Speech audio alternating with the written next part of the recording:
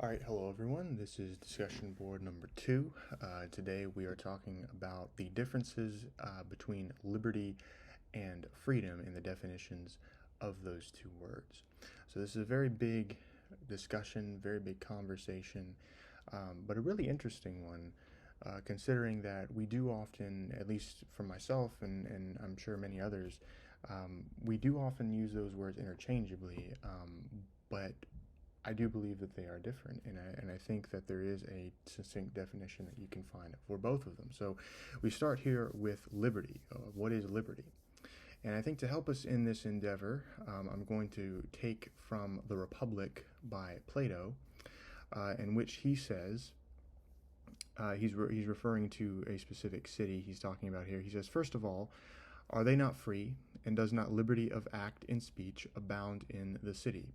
And has not a man license therein to do what he will? And the person he's speaking with replies and says, yes, so we are told. And Plato replies again, and clearly, where such license is permitted, every citizen will arrange his own manner of life as suits his pleasure. So that is kind of a definition of liberty there. And I think that's a pretty succinct definition of liberty, of being able to do what you will.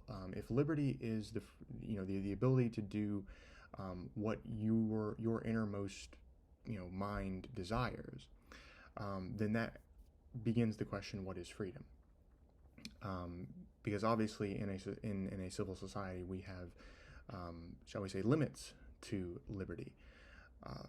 And to answer the question, what is freedom, we again, I think, go back to the Greeks. And this time, I'm going to go to Aristotle. And this is from the Politics of Aristotle. And he adds another level to this and says, man consists of soul and body. And in all men, rightly constituted, the soul commands the body. Although some men are so grossly depraved that in them the body seems to command the soul. But here the order of nature is perverted. And he continues on here. I'll read this last little part. He says, in the human constitution, therefore, mind governs matter absolutely and despotically, but reason governs appetite with a far more limited sway.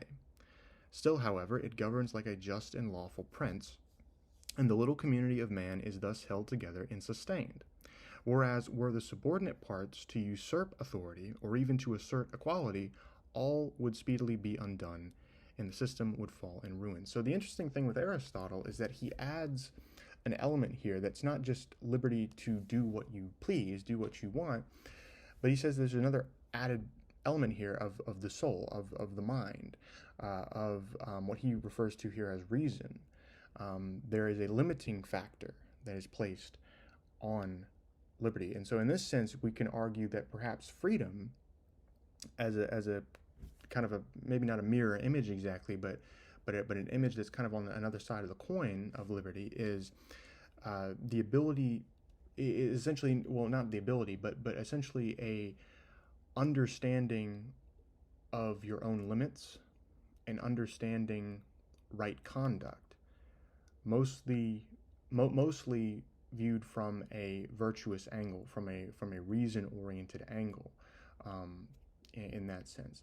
And so there's a self-governing factor is what I'm pointing to there. Now, this ends up getting, if we could step away from the classical approach, this ends up becoming even more highlighted during, of course, the period that we're studying this week, the 17th century particularly. And there's another added element here of this virtue and freedom and liberty and stuff and added here. And I think that Alexander Rosenthal puts it pretty well in one of the pieces here about, let me see here, about entitled Reflections on Ancient and Modern Freedom, which is one of the essays that we were required to read. But I think that he says this really well here. He says, at all events, Christianity introduced no essential challenge to the fundamental classical understanding of freedom, but on important points confirmed it. Its principal contribution was to relate the idea of freedom to the supernatural order.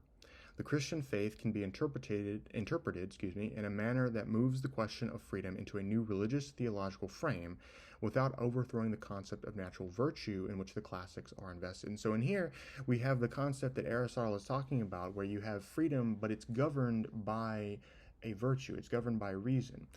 With the Christian virtue here, which is becoming more and more apt in the 17th century, you have the guiding light of Christianity, the virtuous understanding Christianity that is guiding freedom. And so right conduct then, or freedom to do something, is or liberty, if we use that term as well, is melded together with that right living that is fueled by Christian thought.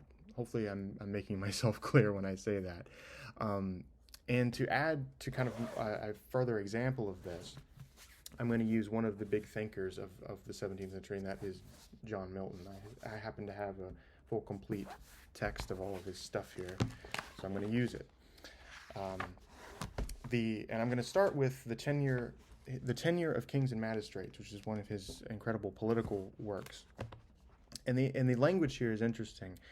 This is the opening to the tenure of Kings and Magistrates.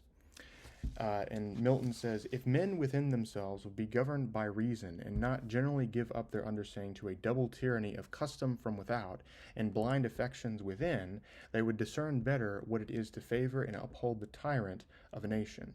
But being slaves within doors, no wonder that they strive so much to have the public state comfortably governed to the inward vicious rule by which they govern themselves.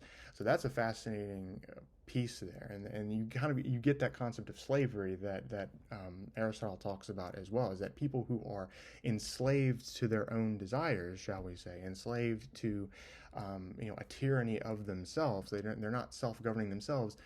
Milton suggests that they are more likely to want a despotic government because that's what they're used to. Very interesting piece there. We also have in Areopagitica, and this is the last point that I'll point because I'm assuming that I'm probably over time. But in Areopagitica, which is again one of his Milton's major pieces for free speech and liberty of thought, even here, this is not really a freewheeling liberty that he's talking about. He kind of cudgels it into a freedom that is encapsulated by virtue, and particularly Christian virtue. And in so, he says, for books are as meats in viands, are some of good, some of evil substance. And yet God in the unapocryphal vision said without exception, rise, Peter, kill and eat, leaving the choice to each man's discretion.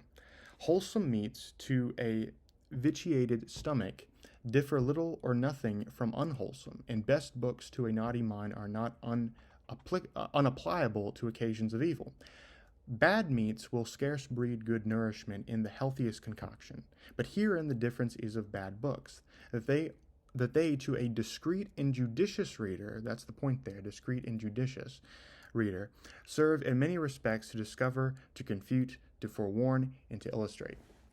So Milton is not just talking, he's not actually even saying that the books here that he's talking about are not bad. He's saying that they're bad, but to a judicious and discreet reader, they can actually have some help here. So again, this is not a freewheeling kind of libertinism that Milton is talking, but he's saying that in order for these things to be helpful, in order for freedom and liberty to be preserved rightly, it has to be preserved through someone that first governs themselves and is able to have a virtuous conduct. And of course, Milton is suggesting, as well as some of the other thinkers from this time period, that is from a Christian perspective. But so therein lies, to kind of encapsulate all of that, therein lies the differences. Liberty is more of an act to do something, the will to do and to govern what you want, or to do and to act the way that you want to. And freedom is more of a curtailing of that liberty, and suggesting that right conduct and virtue is an important element to that. And so that's kind of the differences between those. Both obviously important, both obviously need to be safeguarded, and I think that is really kind of the encapsulation of the civil society there. So that in itself. Thank you.